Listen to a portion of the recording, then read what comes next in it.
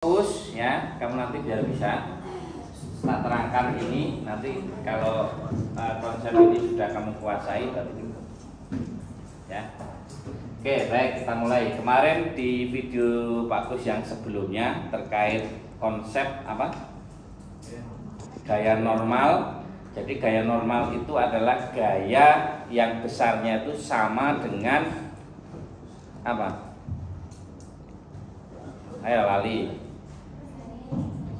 Saya contohkan, misalkan benda diletakkan pada permukaan. Benda itu kira-kira menekan ke bawah enggak? Nah, pada saat menekan ke bawah itu sebenarnya adalah besarannya gaya normal. Cuma bedanya kalau gaya normal itu saya misalkan begini. Nah, apa? Nah, ini. Gaya normal itu letaknya tegak lurus pada bidang sentuhnya. Gaya normal terletak tegak lurus pada bidang sentuh. Arahnya kemana berarti gaya normal itu? Kemana? Tegak lurus pada bidang sentuh. Jangan salah arti. Nanti ini arahnya ke bawah ini berarti bukan gaya normal yang ke bawah. Ya, besarannya yang sama. Kalau misalkan benda kan pasti punya massa. Ya. Kalau punya massa berarti punya berat. Apa rumusnya berat? Massa kali gravitasi. Ini konsep gaya normal. Tanpa pengaruh gaya. Konsep gaya normal tanpa pengaruh gaya dari luar. Nah, nanti untuk lebih jelasnya kamu fokus pada itu video yang sebelumnya itu gaya normal. Nah, sekarang saya lanjutkan konsepnya ke energi kinetik. Jadi usaha dan energi ini nanti terbagi menjadi 4. Ya, kemarin ada berapa? 9 ya. Contoh energi itu ya. Nah, ini sekarang fokus pada 4 ini untuk dinamika partikel. Energi kinetik, energi potensial, energi mekanik, dan hukum kekekalan energi. Saya kupas satu-satu. Nah, sekarang untuk energi kinetik. Energi kinetik itu apa? Ayo, tak ulang lagi kemarin. Energi kinetik adalah energi terjadi karena gerak. Jadi bendanya karena bergerak, punya kecepatan, dia punya energi kinetik. Kalau dirumuskan energi kinetik ini EK sama dengan setengah mv kuadrat. Jadi saya misalkan kalau ada benda ditarik gaya F, kemudian benda ini bergerak, berarti benda ini punya energi kinetik. Kalau bendanya diam, energi kinetiknya 0. Kenapa kok 0? Lah ya kenapa? Konsepnya di mana? Karena V sama dengan 0. Wes, paham ya? Oke, saya lanjutkan. Untuk energi kinetik ini. Sekarang untuk konsep energi potensial. Nah, ini apa energi potensial? Ayo apa? Energi potensial itu terjadi karena posisi suatu benda pada titik acuan tertentu. Contoh, misalkan ini bola terletak pada ketinggian H. Kita lihat acuan kita yang mana ini misalnya. Ya, yang penting itu tetap titik acuannya di mana. Kalau titik acuannya di bola, ya energi potensialnya 0. Kalau titik acuannya di sini berarti ada H. Paham ya? Berarti di sini ada energi potensial. Rumusnya M G H. Nah, ini rumusnya. Ada massa, ada percepatan gravitasi, ada ketinggian. Jadi pada dasarnya kalau energi potensial itu dipengaruhi oleh percepatan gravitasinya. Ya. Arahnya kemana kalau percepatan gravitasi? Menuju pusat bumi. Ya. Besarnya gravitasi itu sama enggak di setiap tempat? Wes contoh nggak usah jauh-jauh di bumi kita. Di setiap titik sama? Ayo, kok bisa beda? Bumi itu bentuknya gimana lah? Ini kalau dari jauh, ya. Kalau dari dekat mungkin akan berbentuk begini. Ya. Kita kan nggak tahu bentuknya. Mungkin seperti ini. Ya. Tapi di situ ada laut yang menutupi ini. Tapi kalau lembah kan tidak ada airnya.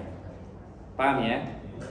Makanya untuk titik acuan ya pada ketinggian normal 1 atm, tekanan 1 atm itu terletak pada ketinggian air lah.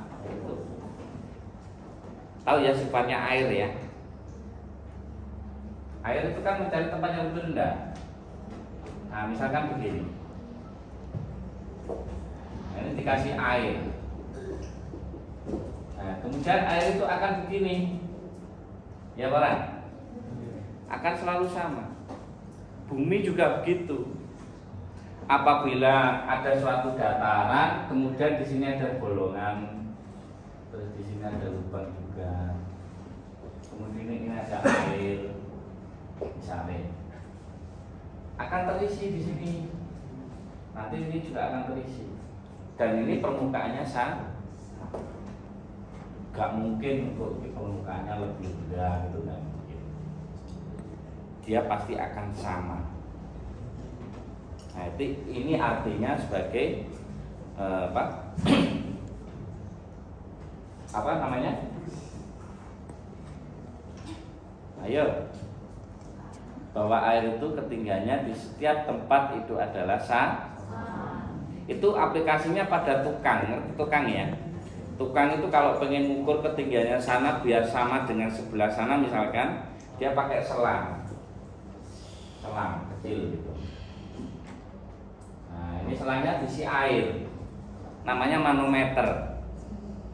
Selangnya pasang sana satu, selangnya pasang sana satu, dikasih air dalamnya untuk mengukur ketinggian. Misalkan kamu bekerja pada teknik sipil, kemudian permukaannya gunung begini misalkan. Kita berada di sini. Kita ingin membuat bangunan yang sama ketinggiannya. Kita harus pakai ini supaya sama. Jadi bangunan nggak begini, nggak ini, ya kan? Bangunan pasti akan begini, ya enggak?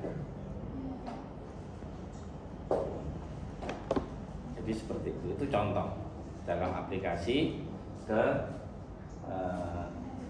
kesetaraan air tadi, ketinggian air harus sama. Berikutnya energi potensial sudah karena ketinggian. Yang ketiga adalah energi mekanik. Apa itu energi mekanik? Ayo. Energi mekanik adalah penjumlahan dari energi potensial plus energi kinetik. EK plus EP. Jadi setiap benda itu nanti bisa kita lihat energi mekaniknya, jumlah total dari energi kinetik dan energi potensial. Kalau bendanya itu bergerak berarti dia punya energi kinetik. Kalau bendanya pada ketinggian tertentu berarti dia punya energi potensial. Saya contohkan, benda ini jatuh ke bawah. Posisi A, ini posisi B. Nah, kita bisa melihat ini. Berapa besar energi mekanik posisi A? Gimana caranya? Energi mekanik di posisi A. Yang jelas ini ada ketinggian. Kita hanya menentukan posisi A ya. Benda dipegang di posisi A. Bendanya pasti diam di sini. Ya. Kalau bendanya diam berarti ada energi kinetiknya? Tidak ada. Ada energi potensialnya? Ada. Berarti di sini hanya ada energi potensial A. Begitu maksudnya. Kemudian di posisi B, benda itu kalau dijatuhkan dari A menuju B, kecepatannya kan bertambah terus ini. Ya. Pada saat di titik B, bendanya kan jatuh. Adakah kecepatan di sini pada saat jatuh? Ada. Berarti ada energi kinetik.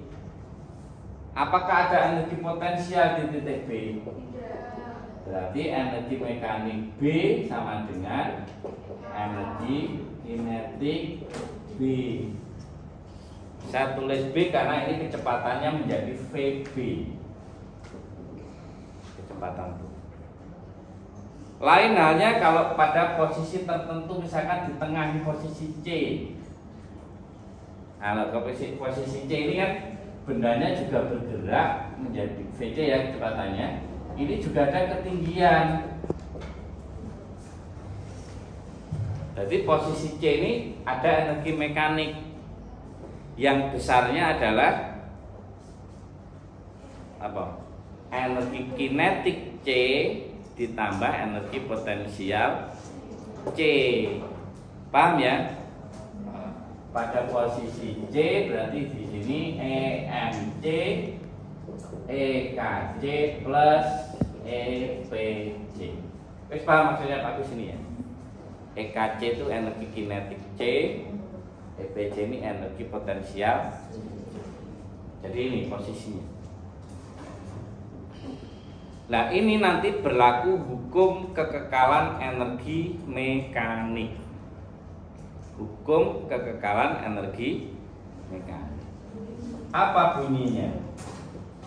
Hukum kekekalan energi apa bunyinya?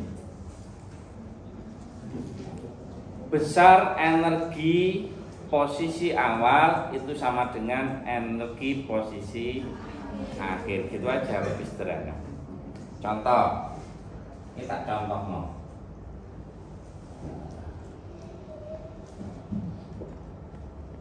Ini H1,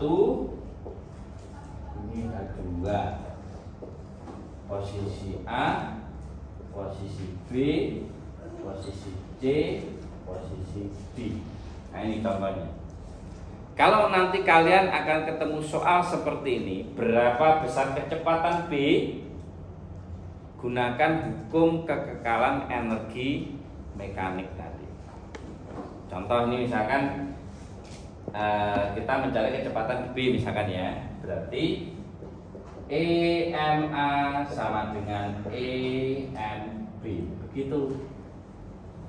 Nanti akan ketemu di sini kecepatannya. Yang jelas posisi B ini hanya ada energi kinetik. Ya. Posisi A ini ada energi potensial.